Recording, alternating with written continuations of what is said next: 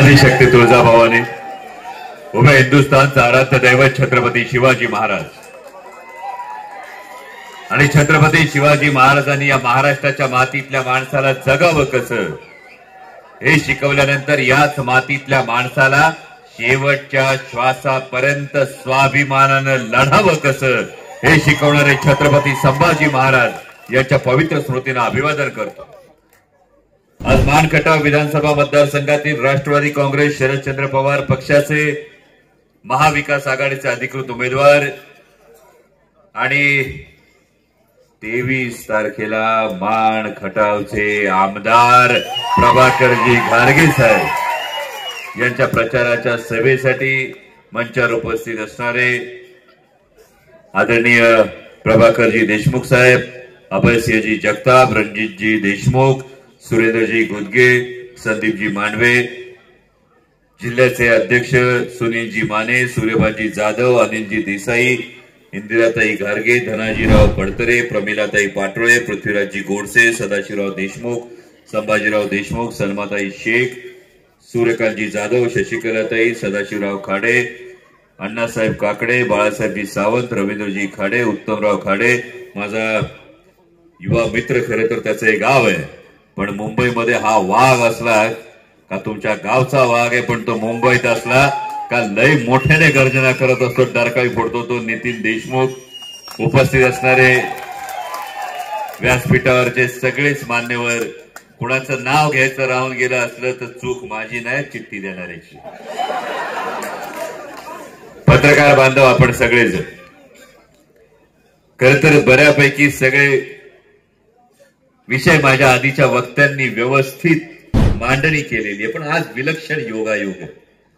म्हणजे आज मानखटावमध्ये येत असताना आणि आदरणीय पवार साहेबांच्या एका शब्दावर मी माझ्यासाठी महत्वाचं नाही तर महाराष्ट्राचं हित महत्वाचं आहे, व्यापक हित महत्वाचं आहे म्हणून प्रभाकरजी देशमुख असतील, अनिलजी देसाई असतील, अभयसिंहजी जगताप असतील, या सगळ्यांनी आपल्या गुदगे साहेब असतील, या सगळ्यांनी आपल्या वैयक्तिक महत्वाकांक्षांना खरं तर लगाम घातला। आज विलक्षण योगायोग बघा, सकाळी सुरुवात झाली ती सरसेनापती प्रतापराव गुजरांनी जिथं बलिदान दिलं त्या गडहिंग्लज मधून सकाळची सुरुवात झाली आणि आता सिद्धेश्वर कुरोलीत आलोय, भोसऱ्याच्या जवळ आलोय।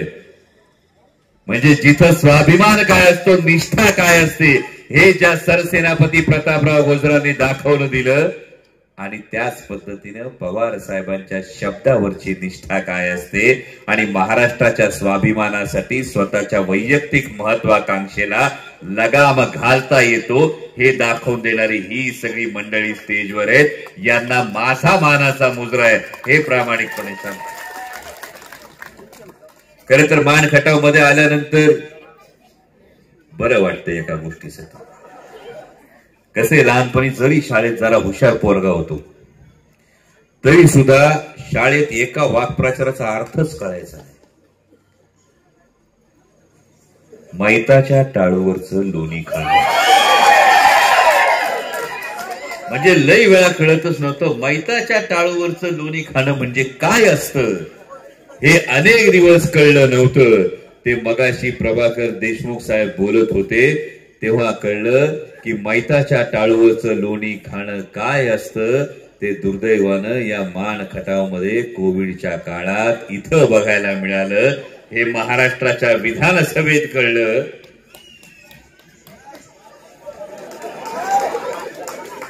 आणि मैताच्या टाळूवरचं लोणी खाणं ही जर चांगली गोष्ट नसेल तर असं करणाऱ्या माणसाला परत विधानसभेत पाठवायचं नाही, ही खोणगाट आधी तुम्हाला बांधावी लागेल। आज सिद्धेश्वर कुरोलीमध्ये 20 ते 25 दिवसांनी पिण्याचं पाणी येतं, बरोबर का नाही?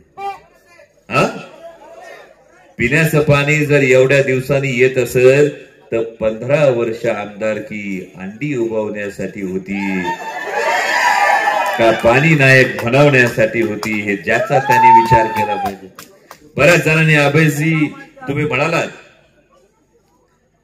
अनेक जण सांगतात मानखटावमध्ये दहशत आहे, मानखटावमध्ये दहशत आहे, पण मी ही दहशत ज्यांच्या माध्यमातून कायम राबवली जाते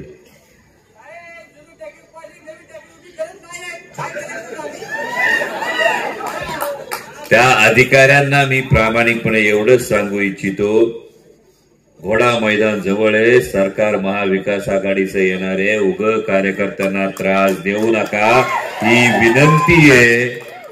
उग कार्यकर्त्यांना त्रास देऊ नका, नाहीतर एकदा टांगा पलटी झाला का घोडे फरार होतात याची सुद्धा तुम्ही जाणीव ठेवा. वैयक्तिक टीका मी शक्यतो कधीच करत नाही, करण्याची आवश्यकता नाही. कारण कोयना प्रकल्पग्रस्तांच्या प्लॉटच्या अलॉटमेंटची काय लोकांना लॉटरी लागते आणि त्यामुळे मान खटावमध्ये अशी चर्चा आहे म्हणे, अशी चर्चा आहे की लक्ष्मीपूजन आपण दिवाळीला झालं पण लक्ष्मी दर्शन लय जोरात होणार आहे. तर मान खटावच्या माझ्या स्वाभिमानी नागरिकांना मी हेच सांगू इच्छितो की जरी हे लक्ष्मी दर्शन होत असेल तर हाच तर निवडणुकीचा मुद्दा आहे, हाच तर प्रश्न आहे महाराष्ट्राच्या विधानसभेचा. आमदार कोण होणार, सत्ता कुणाची येणार यापेक्षा महत्वाचा प्रश्न सगळ्या देशाचं लक्ष लागून राहिलंय. कारण 2-2.5 वर्षांपूर्वी या महाराष्ट्रानं दुर्दैवानं पाहिलं की तोपर्यंत ऐकलं होतं चप्पल विकत घेता येते, शर्ट विकत घेता येतो, आमदार आणि मंत्री सुद्धा विकत घेता येतात. हे जर कोणी दाखवलं असेल, ही कीड जर महाराष्ट्राच्या राजकारणाला कोणी लावली असेल तर ती भारतीय जनता पक्षाने लावली. आणि आता जेव्हा प्रत्येक मतदारसंघात जातो तेव्हा सांगितलं जातं, परवा कराड दक्षिण मध्ये होतो तिथेही चर्चा तीच, आज मान खटाव मध्ये आलं तिथेही चर्चा तीच. जो तो दबक्या आवाजात सांगतोय लई पैशाचा पाऊस पडणार आहे, लई पैशाचा पाऊस पडणार आहे, काय लिमिटच राहिलं नाही अशी ही गोष्ट तयार झालेली आहे. एवढा पैसा आलेला आहे, ही सगळी जेव्हा दबक्या आवाजात चर्चा होती तेव्हा माझ्या भावांनो ही निवडणूक देशाचं लक्ष लागून राहिलंय आणि त्या देशाला आपल्याला दाखवून द्यायचंय की महाराष्ट्रातला स्वाभिमानी मराठी माणूस विकला जात नाही, तो झुकत नाही, तो विकत घेता येत नाही, तो लढतो आणि जिंकून दाखवतो हे सांगणारी ही निवडणूक. म्हणजे जेव्हा या विधानसभा निवडणुकीकडे आपण पाहतो तेव्हा महाविकास आघाडीची जी पंचसूत्री आली ती तुमच्यापर्यंत पोहोचली. मागाशी कुणीतरी लाडकी बहीण योजनेचा उल्लेख केला, माने साहेबच बोलले मगाशी. पण आपल्याला माहिती लोकसभेला मतांची झाली कडकी, तवा यांना विधानसभेच्या आधी बहीण झाली होती लाडकी. पण हे जेव्हा माहित होतं तर लाडकी बहीण हेच म्हणती की दाजीच्या कांद्याच्या भावाचं काय करायचं, दाजीच्या सोयाबीनच्या भावाचं काय करायचं. ज्या कांद्याच्या आंदोलनाचा आपण उल्लेख केला, जेव्हा कांद्याला भाव चढायला लागला तेव्हा या भारतीय जनता पक्षाच्या लोकांनी कांद्याची निर्यात बंदी केली. 40 रुपयापर्यंत गेलेला भाव 8-10 रुपयात कांदा विकावा लागला. आणि तेव्हा भलं झालं ते पाकिस्तानातल्या कांदा उत्पादक शेतकऱ्यांचं झालं आणि आमच्या कांदा उत्पादक शेतकऱ्याच्या ताटात माती कालवली गेली. आज सोयाबीनची जर परिस्थिती बघितली तर 6,000 रुपये सोयाबीनला क्विंटलला उत्पादन खर्च आहे, सोयाबीनचा भाव किती 3,000 रुपये. आणि मग शेतकऱ्यांनी जगायचं कसं हा एक महत्वाचा प्रश्न आहे. 6,000 जात आहेत आणि 3,800 येतात, काही ठिकाणी 3,800 मिळतोय, काही ठिकाणी 3,600 मिळतोय. म्हणजे विचार करा ना, 2014ला हेच भाजपावाले ओरडत होते सोयाबीनला 7,000 रुपये भाव मिळाला पाहिजे. आठवतं का, गळ्यात टाळ घालून भाजपवाले ओरडत होते. 14 साली 7,000 भाव पाहिजे होता. 14 सालचा पेट्रोलचा भाव दुप्पट झाला, डिझेलचा भाव दुप्पट झाला. 450ची डीएपीची बॅग आता 1600-1700 ला गेली. आणि सोयाबीन तेव्हा 5,800 होतं, आता 3,800. आणि आता 4,000 सोयाबीन आणि बाकी सगळ्याचा खर्च शेतकऱ्यांनी कसा भागवायचा हा महत्वाचा प्रश्न निर्माण होतो. आणि म्हणून इथंच जवळच महात्मा ज्योतिराव फुलेंचं जन्मगाव आहे तुमच्याकडे कटगुल. ही सगळी परिस्थिती सांगण्याचं कारण आहे महात्मा ज्योतिराव फुल्यांनी जो शेतकऱ्याचा आसूड सांगितला होता, हा शेतकऱ्याचा आसूड आता या महायुतीच्या आणि भाजपच्या पाठीवर वढायची वेळ झालीये, एवढी गोष्ट लक्षात ठेवा. कारण ज्या सर्वसामान्य शेतकऱ्याच्या जीवावर राज्य चालतं, ज्या छत्रपती शिवाजी महाराजांनी सांगितलं होतं शेतकऱ्यांच्या भाजीच्या देठाला हात लागू देऊ नका, त्या छत्रपती शिवाजी महाराजांच्या महाराष्ट्रामध्ये दिवसाला 8 शेतकरी आत्महत्या करतात. दिवसाला 8 शेतकरी आत्महत्या करतायत, महिन्याला 200 शेतकऱ्यांच्या दारात सरण रचलं जातंय, 200 शेतकऱ्यांच्या दारात तिरडी येते, 200 शेतकऱ्यांची लेकरं अनाथ होत आहेत. आणि ज्यांनी शेतकऱ्याच्या ताटात माती कालवली या भारतीय जनता पक्षाचं यात हे सगळं पाप. कापसाला भाव मिळाला यांनी ऑस्ट्रेलियातून कापूस आयात केला, कांद्याला भाव मिळायला लागला यांनी निर्यात बंदी केली, टमाट्याला भाव मिळायला लागला यांनी नेपाळमधून टोमॅटो आयात केला, सोयाबीनला भाव मिळायला लागला यांनी सोयाबीन आयात केली. हीच जर परिस्थिती होणार असेल तर मग शेतकऱ्याला ठरवावं लागेल, ज्यांनी आमच्या ताटात माती कालवली त्या भारतीय जनता पक्षाच्या राजकीय महत्वाकांक्षांना आता मातीत गाडण्याची वेळ आली. एवढी गोष्ट आपण लक्षात ठेवा. आणि समोरचे उमेदवार येतील, वेगवेगळ्या गोष्टी सांगतील आणि मग खरंच प्रश्न पडतो कधी. ज्या महात्मा ज्योतिराव फुलेंनी निर्मिकाची गोष्ट सांगितली, महात्मा ज्योतिराव फुलेंनी सत्यशोधक समाजाची स्थापना केली, त्यांनी निर्मिक सांगितला की परमेश्वरापर्यंत जायला कुणा मध्यस्थाची कधीच गरज लागत नाही. हे महात्मा ज्योतिराव फुलेंनी सांगितलं. कर्मकांडांना ज्यांनी फाटा दिला आणि तोच भारतीय जनता पक्ष तीच कर्मकांड जेव्हा आमच्या माथी मारायचा प्रयत्न करतो तेव्हा मान खटावच्या स्वाभिमानी नागरिकांनो, मतदारांनो, याचा जाणीवपूर्वक विचार करा. एवढंच तुम्हाला कळकळीचं सांगणं. या परिसरात आपला धनगर समाज फार मोठ्या प्रमाणावर.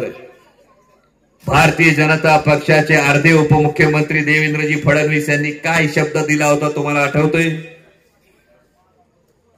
तो शब्द पूर्ण झाला का हे माझ्या धनगर बांधवांनी सांगावं. आणि म्हणून महाविकास आघाडीचा जो महाराष्ट्र नाम आहे त्यातली एक गोष्ट फार महत्वाची आहे. आज महाराष्ट्रामध्ये भारतीय जनता पक्षाने ही गोष्ट अनेक ठिकाणी केली आहे. या समाजाचं त्या समाजाची भांडण लाव, त्या समाजाचं या समाजाची भांडण लाव आणि स्वतःची फक्त राजकीय पोळी भाजून घेण्याचं काम भारतीय जनता पक्ष करत असताना महाविकास आघाडीनं महाराष्ट्र नाम्यामध्ये वचन दिलंय की महाविकास आघाडीचं सरकार आल्यानंतर जात निहाय जनगणना होणार. जात निहाय जनगणना होऊन जी आरक्षणाची 50% मर्यादा आहे, ही आरक्षणाची 50% मर्यादा वाढवण्यासाठी महाविकास आघाडीचं सरकार प्रयत्न करणार. आणि मान्यवर कांशीरामजींचं जे म्हणणं होतं, जिसकी जितनी संख्या भारी उसकी उतनी हिस्सेदारी, या माध्यमातून महाविकास आघाडीला काम करायचं. आणि सातारा जिल्ह्यात बोलत असताना फार जबाबदारीने सांगतो, ही सगळी जी मातब्बर मंडळी बसलेली आहे, या साताऱ्यात एक फार मोठा पराक्रम घडला होता. बलाढ्य वाटणाऱ्या अफजल खानाला छत्रपती शिवाजी महाराजांनी या सातारा जिल्ह्याच्या मातीत गर्दीस मिळवला होता. पण अफजल खानाला जसा गर्दीस मिळवला होता, या जेव्हा पराक्रमाची आपण आठवण करतो तेव्हा त्या मोहिमेची सुद्धा बारकाईनं विचार करणं गरजेचं असतं. कारण कान्होजी राजे जेधेंना सांगितलं पंगत जेव घाला, मोरपंत पिंगळ्यांना सांगितलं पायदळाचं नेतृत्व तुम्ही करा, नेतोजी पालकरांना सांगितलं घोडदळाचं नेतृत्व तुम्ही करा, संभाजी कावजीला सांगितलं अंगरक्षण तुम्ही करा, जीवा महाराजांना सांगितलं अंगरक्षण तुम्ही करा, गोपीनाथ पंत बोकीलांना सांगितलं वकिलीचं काम तुम्ही करा. कळलं? जर यातल्या प्रत्येकाने सांगितलं असतं का मीच अफजल खानाचा फडशा पाडणार तर जमलं असतं का? पवार साहेबांनी त्याच पद्धतीने प्रत्येकाला वेगवेगळं सांगितलंय आणि मुख्य फडशा पाडण्याची जबाबदारी प्रभाकरजी घारगे साहेबांवर दिली. तेवढी जबाबदारी पूर्ण करत असताना त्यांना तुम्हाला प्रत्येकाला बळ द्यावं लागेल एवढीच कळकळीची विनंती करतो. समोर आता उमेदवारांना आधीच पराभव दिसायला लागलाय. असं म्हणतात पराभव आधी रणात नाही आधी मनात होतो. जेव्हा ही सगळ्यांची एकजूट व्हायला लागली तेव्हा समोरच्यांना पराभव दिसायला लागला. आणि म्हणूनच आज मान खटाव मतदारसंघामध्ये एक गाडी स्वाभिमानी शेतकरी संघटनेच्या कार्यकर्त्यांनी पकडली. ती गाडी सांगत होती ट्रम्पेट म्हणजे तुतारी, ट्रम्पेट म्हणजे तुतारी, ट्रम्पेट म्हणजे तुतारी. म्हणजे एवढी जर भीती वाटली असेल तर आता होऊन जाऊ द्या. तुतारी वाजवणारा माणूस हेच आपलं चिन्ह आहे. तुमच्या माध्यमातून घरोघरी पोहोचलं पाहिजे. जाता जाता एवढं सांगतो, शेवटचे 6-7 दिवस राहिले. मुंबई पुण्यात पोस्टर लागलीत मोठमोठी, बटेंगे तो कटेंगे अशी पोस्टर लागलीत मोठमोठी. सांगतोय कोण? उत्तर प्रदेशचे माननीय मुख्यमंत्री. अहो तुमचा निम्मा उत्तर प्रदेश पोट भरायला महाराष्ट्रात येतोय आणि तुमचा मुख्यमंत्री आम्हाला येऊन सांगतोय बटेंगे तो कटेंगे. हे येऊन मग आम्हाला सांगणार हिंदू खतरे में है. आणि मग त्यावेळी हाच प्रश्न विचारावा लागतो की होय हिंदू खतरे में, पण मग रोज 8 आत्महत्या करतात तो शेतकरी हिंदू नसतो? जर महिन्याला 1000 माता भगिनी बेपत्ता होत असतील तर त्या माता भगिनी हिंदू नसतात? जर 5.5 लाख कोटी रुपयांचा रोजगार आमच्या हातून हिरावून गेलेला जातो, लाखो तरुणांच्या हाताला काम नाही आणि कामाला दाम नाही अशी परिस्थिती निर्माण होते, तो युवक हिंदू नसतो? हिंदू खतरे में है तर हा सुद्धा हिंदू खतरे में है. जो हिंदू माझा शेतकरी आहे, जो हिंदू माझी माता भगिनी आहे, जो हिंदू माझा बेरोजगार युवक आहे, हा खरा खतरे में आहे. आणि जर खरा धोका कोणाकडून असेल तर या महायुतीच्या सरकारकडून आहे. आणि म्हणूनच या भारतीय जनता पक्षाच्या उत्तर प्रदेशच्या मुख्यमंत्र्यांना एवढंच सांगू इच्छितो की हे बटेंगे तो कटेंगे सारखं विषारी बीज उगवायला ही गंगा यमुनेकाची भुसभुशीत माती नाही, हा सह्याद्रीचा काळा पाषाण आहे. हा सह्याद्रीचा काळा पाषाण आहे, ज्या पाषाणात 18 पगड जातीच्या लोकांना, 16 अलुतेदारांना, 12 बलुतेदारांना सोबत घेऊन छत्रपती शिवाजी महाराजांनी स्वराज्याचं स्वप्न कोरलं होतं. आणि म्हणूनच ही निवडणूक महाराष्ट्र धर्म जागवण्याची. 20 तारखेला जेव्हा मतदानाच्या साठी बाहेर पडाल तेव्हा एकच गोष्ट लक्षात ठेवा, आपल्या बापाला आठवा. आपल्या बापाला आठवा, ज्या बापाने डोक्यावर छप्पर केलं असतं, ते छप्पर करत असताना काबाड कष्ट केलेले असतात, हाडाची काढ केलेली असतात, ज्या बापानं आधारासाठी भिंती उभ्या केलेल्या असतात, ज्या बापानं शर्टाच्या खाली भोकं पडलेलं बनियान घातलेलं असतं पण तुम्हाला सुख दिलेलं असतं. आणि विचार करा, तो बाप जर घराच्या अंगणात बसलेला असताना, आयुष्याच्या संध्याकाळी बाप घराच्या अंगणात बसलाय आणि मागून अख्खच्या अख्खं घर कोणीतरी घेऊन गेले, काय वाटेल त्या बापाला? सर्वसाधारण बाप असेल तर हातबल होईल, डोळ्यात पाणी येईल. पण अशीच परिस्थिती जेव्हा ओढवली होती, 55-60 वर्षाची सामाजिक कारकीर्द, राजकीय कारकीर्द, पक्ष काढून घेतला, चिन्ह काढून घेतलं, मागचं घर अख्खं नाहीसं झालं.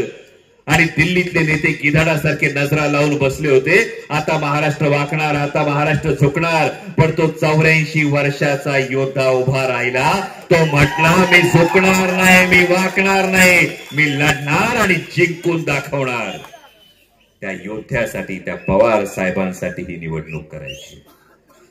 आणि पवार साहेबांसाठी निवडणूक करताना कायम लक्षात ठेवा, आयुष्याच्या संध्याकाळी बापाला कधी हरू द्यायचं नसतं. आपल्याला बापाला जिंकतानाच बघायचंय. आणि बाप जिंकत असताना तुतारी वाजवणाऱ्या माणसासमोरचं बटन दाबा आणि तुतारी अशी वाजवा, फक्त एका ठिकाणी नाही, फक्त मान खटावमध्ये नाही. मान खटावमध्ये वरून कितवा नंबर आहे? करेक्ट आहे. वरून 3ऱ्या नंबरचं प्रभाकरजी घारगेंच्या समोरचं तुतारी वाजवणारा माणूस, या चिन्हा समोरचं बटन दाबायचंय. पलीकडे वाई महाबळेश्वरला अरुणादेवी पिसाळ यांचा क्रमांक 1 पाहुण्या रावळ्याला सांगा, त्यांच्या समोरचं तुतारी वाजवणाऱ्या माणसाचं बटन दाबायचंय. पलीकडे कोरेगावला शशिकांत शिंदेचा ते बटन दाबायचंय. कराड उत्तरला बाळासाहेब पाटलांचे 1 आणि मान खटावला, हा म्हणजे हाय लक्षात, मला वाटलं 1, 2, 3 करून. म्हणजे थोडक्यात लक्षात काय ठेवायचंय, तुतारी वाजवणाऱ्या माणसाला मत म्हणजे आदरणीय शरदचंद्रजी पवार साहेबांना मत, तुतारी वाजवणाऱ्या माणसाला मत म्हणजे माननीय पक्षप्रमुख उद्धवसाहेब ठाकरेंना मत, तुतारी वाजवणाऱ्या माणसाला मत म्हणजे राहुलजी गांधींना मत. आणि त्यामुळे तुतारी अशी वाजवा का तुतारीच्या दणक्यानं कमळ्याला पाकळी शिल्लक नाही राहिली पाहिजे, एवढी जबाबदारी घ्या. रामकृष्ण हरी. धन्यवाद. जय शिवराय.